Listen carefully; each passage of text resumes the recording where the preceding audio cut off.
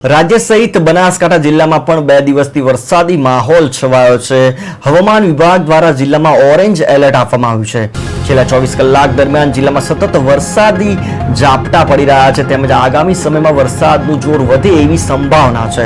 જિલ્લામાં વરસાદી પરિસ્થિતિને ધ્યાનમાં રાખીને તંત્ર સજ્જ બન્યું છે। કોઈપણ પરિસ્થિતિને પહોંચી વળવા માટે ટીમ બનાસ ખડે પગે તૈનાત છે। જિલ્લામાં ભારે વરસાદી આફતની સંભાવના વચ્ચે જિલ્લા કલેક્ટર મિહિર પટેલ દ્વારા જિલ્લાના સૌ નાગરિકોને સાવચેત અને તકેદારી રાખવા અનુરોધ કરવામાં આવ્યો છે। જિલ્લાવાસીઓને કલેક્ટર મિહિર પટેલે નદી નાળા કોઝવે અને નીચાણવાળા વિસ્તારોમાં જવાનું ટાળવા અને બિનજરૂરી હરવા ફરવા ન જવા નાગરિકોને વિનંતી કરી છે। આપણે સૌ જાણીએ છીએ કે સમગ્ર ગુજરાતમાં ભારે વરસાદી વાતાવરણ છે। બનાસકાંઠા જિલ્લાની વાત કરીએ તો પાછલા 24 કલાકમાં એવરેજ 17 mm જેટલો વરસાદ પડ્યો છે। આમ વરસાદના સંદર્ભમાં હાલમાં પરિસ્થિતિ સામાન્ય છે। આમ છતાં હવામાન વિભાગ દ્વારા બનાસકાંઠા જિલ્લામાં આજરોજ ઓરેન્જ એલર્ટ આપવામાં આવેલું છે।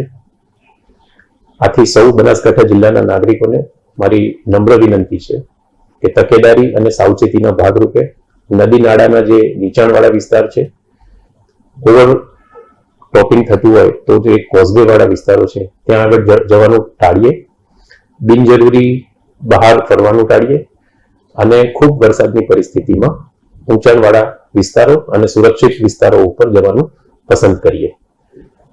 કોઈ પણ મુશ્કેલીની ઘટનામાં કલેક્ટર કચેરી ખાતે તથા તમામ મામલતદાર કચેરી ખાતે 24 કલાક કાર્યરત કંટ્રોલ રૂમનો સંપર્ક કરીએ। ધન્યવાદ। આપણે સૌ જાણીએ છીએ